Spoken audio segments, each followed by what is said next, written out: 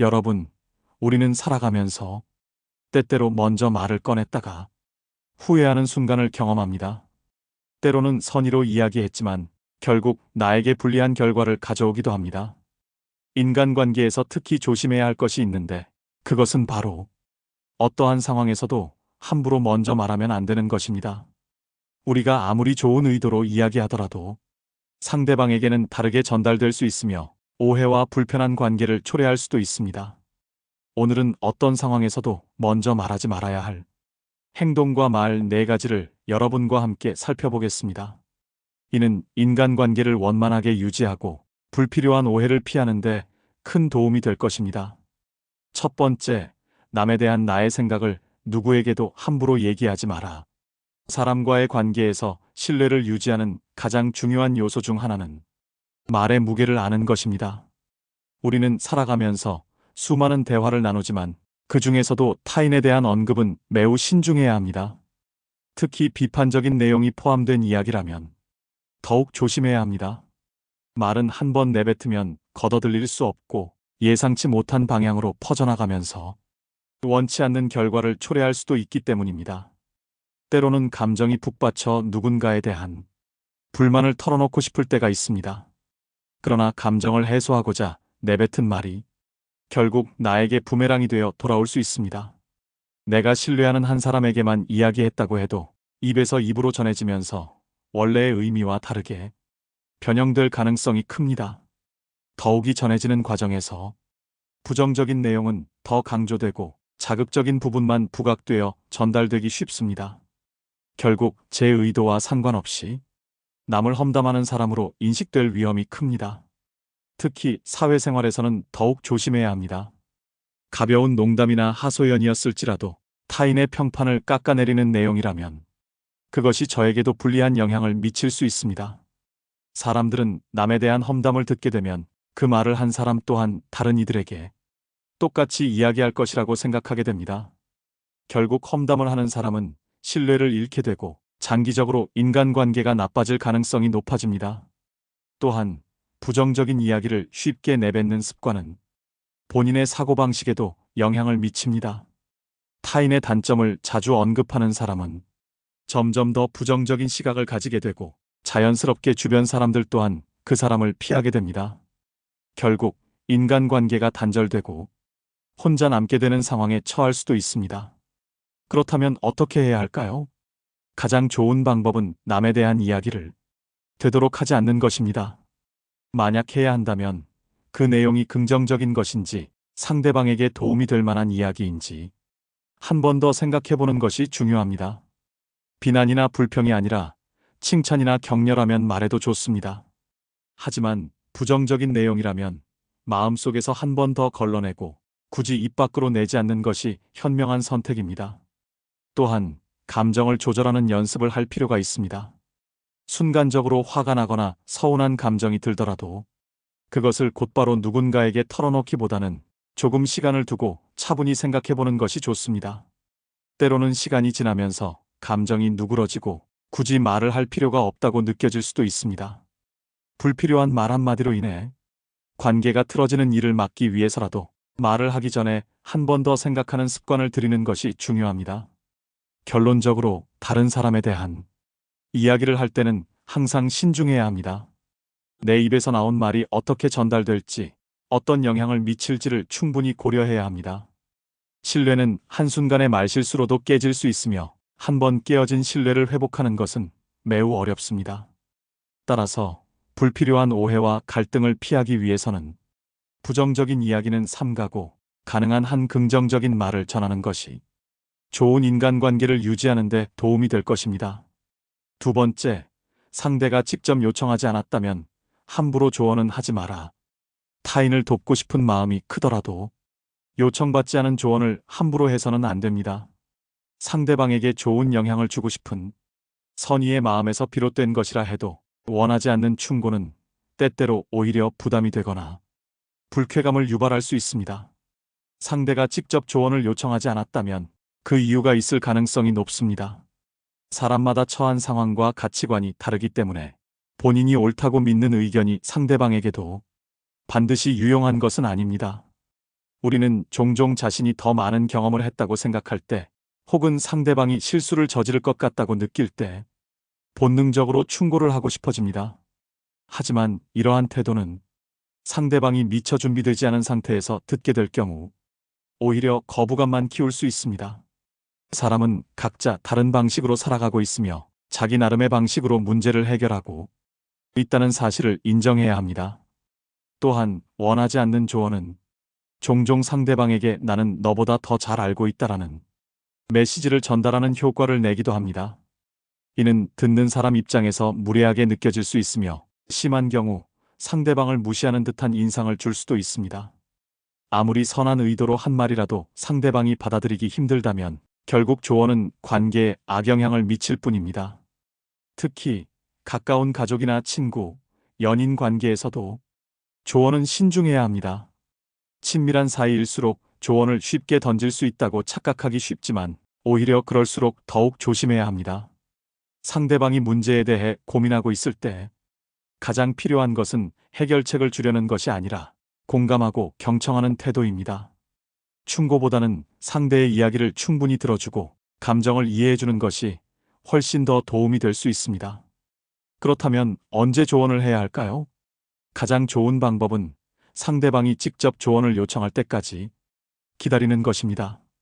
만약 상대가 고민을 이야기하면서 해결책을 구하는 경우라면 그때가 적절한 순간입니다. 하지만 그렇지 않은 경우라면 조언을 하기 전에 먼저 물어보는 것이 좋습니다. 내 의견을 이야기해도 괜찮을까요? 혹은 이 부분에 대해 나의 생각을 공유해도 될까요? 라고 묻는 것은 상대방에게 선택권을 주는 방식이며, 조언이 강요처럼 느껴지지 않도록 돕습니다. 한편 조언을 하기 전에 자신에게도 질문을 던져볼 필요가 있습니다. 이 조언이 정말 상대에게 도움이 될까? 내가 조언을 하려는 이유가 무엇인가? 이야기를 듣고 공감해주는 것이 더 나은 방법이 아닐까? 등 다양한 관점에서 생각해보는 것이 중요합니다. 때때로 우리는 상대를 돕고 싶다는 명목으로 본인의 사고방식을 강요하고 있을 수도 있습니다. 그렇기 때문에 조언을 하기 전에 한 걸음 물러나서 다시금 고민해보는 태도가 필요합니다. 결론적으로 요청받지 않은 조언은 상대방에게 불필요한 부담을 주거나 관계를 해칠 수 있는 위험이 있습니다. 조언보다는 경청을 우선시하고 상대방이 도움을 요청할 때까지 기다리는 것이 바람직합니다. 또한 반드시 조언을 해야 하는 경우라면 먼저 상대의 동의를 구하는 것이 예의입니다. 좋은 의도라 할지라도 조언은 올바른 방식과 시점에 전달될 때 비로소 효과적일 수 있습니다. 세 번째, 불필요한 말로 문제를 만들지 마라. 어떤 일을 할 때, 특히 자신감이 부족하거나 준비가 충분치 않다고 느낄 때, 우리는 습관적으로 스스로 부족함을 먼저 드러내는 말을 하곤 합니다. 제가 준비가 부족해서요. 사실 이건 처음 해보는 거라서요. 같은 말들을 미리 꺼내놓으면 상대방이 실망할까봐 미리 방어하는 느낌이 들 수도 있습니다. 하지만 이런 말들은 불필요한 걱정만 부추길 뿐이며, 오히려 자신을 더 약하게 보이게 만드는 요인이 될 수 있습니다. 만약 이런 말을 하지 않았다면 상대방은 전혀 의식하지 않고 넘어갔을지도 모릅니다. 하지만 스스로 부족함을 강조하면 상대는 그 부분을 의식하기 시작합니다. 심지어 사소한 실수도 평소보다 더 크게 보일 수 있으며, 원래는 문제되지 않을 일이 문제로 부각될 수도 있습니다. 반대로 일을 끝낸 후 사실 처음 해보는 일이었어요 라고 이야기하면 상대방은 오히려 감탄하며 칭찬을 아끼지 않을 가능성이 큽니다. 같은 내용이라도 언제 말하느냐에 따라 평가가 달라질 수 있다는 점을 명심해야 합니다. 이런 습관은 단순한 대인관계에서만 나타나는 것이 아닙니다. 직장회의, 면접, 발표 자리에서도 같은 원리가 적용됩니다. 제가 경험이 부족하지만 이라든가 사실 많이 준비하지 못했는데 라는 말을 굳이 먼저 할 필요가 없습니다. 그런 말을 꺼내지 않았다면 상대방은 충분히 만족할 수도 있었습니다. 하지만 스스로 부족한 점을 강조하면 상대는 그 부족함을 더 주목하게 됩니다. 그러다 보면 결국 자신도 불안감을 느끼게 되고 말투나 태도에서 자연스럽게 자신감이 부족한 모습이 드러나게 됩니다. 또한 경쟁적인 환경에서는 이러한 태도가 더 큰 문제를 일으킬 수도 있습니다. 만약 상대방이 나의 부족한 점을 알게 된다면 그것을 공격하는 데 활용할 수도 있습니다. 특히 비즈니스 협상이나 중요한 거래 자리에서는 자신의 한계를 먼저 노출하는 것이 상대에게 유리한 상황을 만들어줄 수 있습니다. 협상에서 제가 생각하는 한도는 여기까지입니다라고 미리 말하는 순간 상대방은 더 높은 조건을 요구할 여지를 가질 수 있습니다. 결국 나의 패를 스스로 드러냄으로써 협상의 기회를 잃게 되는 것입니다. 비즈니스뿐만 아니라 개인적인 관계에서도 이런 태도는 신뢰에 영향을 미칠 수 있습니다. 처음부터 저는 별로 잘하지 못해요라고 말하는 사람과 자신감을 갖고 행동하는 사람 중 누가 더 신뢰받을까요? 대체로 후자가 더 긍정적인 평가를 받을 가능성이 큽니다. 자기 능력을 스스로 깎아내리는 것은 오히려 자신에 대한 신뢰를 떨어뜨릴 뿐입니다. 그렇다면 어떻게 해야 할까요? 첫째, 불필요한 사전 변명은 삼가야 합니다. 결과를 보여주기 전에 자신의 약점을 강조할 필요는 없습니다. 둘째, 자신감을 유지하고 차분하게 행동해야 합니다. 처음 해보는 일이라도 당당하게 임하면 상대방도 긍정적으로 평가할 확률이 높아집니다. 셋째, 패를 쉽게 드러내지 않는 것이 중요합니다. 특히 경쟁이 필요한 자리에서는 스스로 자신의 한계를 노출하는 것이 아닌 상황을 주도할 수 있도록 해야 합니다. 결론적으로 우리는 불필요한 말 한마디로 스스로의 가치를 낮추거나 문제를 스스로 만드는 실수를 범해서는 안 됩니다. 때로는 침묵이 가장 좋은 전략이 될 수 있으며 자신감 있는 태도가 상황을 유리하게 이끌어줄 수 있습니다. 스스로 부족한 점을 강조하는 대신 결과를 먼저 보여주고 난 후에 사실을 이야기하는 것이 더 나은 평가를 받을 수 있는 방법입니다. 네 번째, 남을 비난하는 말을 쉽게 하지 마라. 사람과의 관계에서 중요한 것은 상대방의 입장을 먼저 배려하는 것입니다. 그러나 우리는 종종 타인의 실수나 부족한 점을 먼저 지적하는 실수를 저지릅니다. 예를 들어 누군가 운전을 하다가 작은 실수를 했을 때 "왜 그렇게 운전하냐?" 라고 비난부터 하는 경우가 많습니다. 혹은 가족이 정성껏 준비한 음식을 먹으면서 "간이 너무 싱거워라고 말하는 것 또한 마찬가지입니다. 이러한 태도는 상대방의 노력을 무시하는 것이며 결국 관계를 악화시키는 원인이 됩니다. 사람들은 본능적으로 부정적인 요소를 먼저 보게 되는 경향이 있습니다. 좋은 점보다 부족한 점이 더 크게 보이고 작은 실수에도 민감하게 반응하게 됩니다. 이는 인간이 위험을 감지하고 대비하려는 생존 본능에서 비롯된 것이지만 대인관계에서는 반드시 좋은 결과를 가져오는 것은 아닙니다.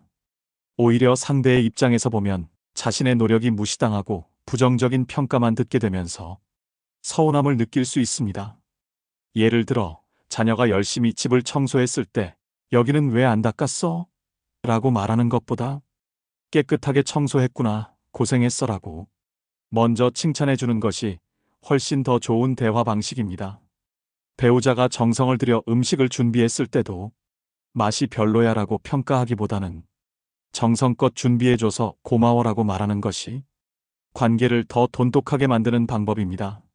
상대방이 한 노력을 먼저 인정하고 공감하는 것이 관계를 건강하게 유지하는 핵심입니다. 비판적인 말이 꼭 필요할 때도 어떻게 전달하느냐에 따라 상대방의 반응이 달라집니다. 같은 지적이라도 "여기 좀 더 신경 쓰면 더 좋아질 것 같아처럼 공감과 배려가 담긴 표현을 사용하면 상대가 거부감을 덜 느낍니다. 반면 "왜 이렇게 했어?" 라는 식으로 공격적으로 말하면 상대는 방어적인 태도를 보이게 되고 대화는 부정적인 방향으로 흘러가기 쉽습니다. 이는 단순한 말투의 차이가 아니라 상대방을 존중하는 태도의 차이에서 비롯됩니다. 우리가 좋은 인간관계를 유지하려면 상대방의 노력을 먼저 인정하는 습관을 가져야 합니다. 어떤 상황에서도 비난보다는 칭찬을 먼저 하는 것이 중요합니다. 설령 실수가 있었다 하더라도 그 실수를 지적하기 전에 상대가 노력한 부분을 먼저 언급하는 것이 바람직합니다. 이러한 태도는 상대방이 더 나은 방향으로 성장할 수 있도록 돕는 동시에 관계의 신뢰를 쌓는 데도 긍정적인 영향을 줍니다. 또한 말 한마디가 얼마나 큰 영향을 미치는지를 인식해야 합니다. 칭찬을 듣는 사람은 더 열심히 하려는 동기가 생기지만 비난을 먼저 듣는 사람은 의욕을 잃거나 관계에서 거리를 두고 싶어질 수도 있습니다. 그렇기에 우리는 상대방과의 관계에서 어떤 말을 먼저 꺼내는지가 중요하다는 점을 늘 염두에 두어야 합니다. 결론적으로 타인의 실수를 지적하기 전에 상대의 노력과 감정을 먼저 헤아리는 것이 현명한 태도입니다. 인간관계에서 신뢰를 쌓고 좋은 관계를 유지하려면 비난보다는 칭찬과 공감이 먼저 나와야 합니다. 말하기 전에 한 번 더 생각하고 상대방에게 어떤 영향을 미칠지 고려하는 습관을 갖는다면 보다 긍정적이고 건강한 관계를 형성할 수 있을 것입니다. 자, 어떤가요? 말이란 우리의 생각과 감정을 전달하는 중요한 도구이지만 잘못 사용하면 관계를 해치고 불필요한 갈등을 초래할 수 있습니다. 특히 위 4가지 사항은 무심코 내뱉었다가 큰 실수를 초래할 수 있는 대표적인 예들입니다. 말을 하기 전에 한 번 더 생각하고 상대방의 입장에서 고려하는 습관을 들이는 것이 중요합니다. 긍정적인 말 한마디가 관계를 더욱 돈독하게 만들 수 있듯이 불필요한 말 한마디가 오해를 낳고 신뢰를 깨뜨릴 수도 있습니다. 항상 신중한 태도로 말을 다듬고 상대에게 도움이 되는 방향으로 소통하는 것이 결국 더 좋은 인간관계를 만들어가는 길입니다. 지금까지 어떠한 상황에서도 함부로 먼저 말하면 안 되는 4가지에 대하여 이야기해보는 시간을 가져보았습니다. 영상을 시청해주셔서 감사합니다.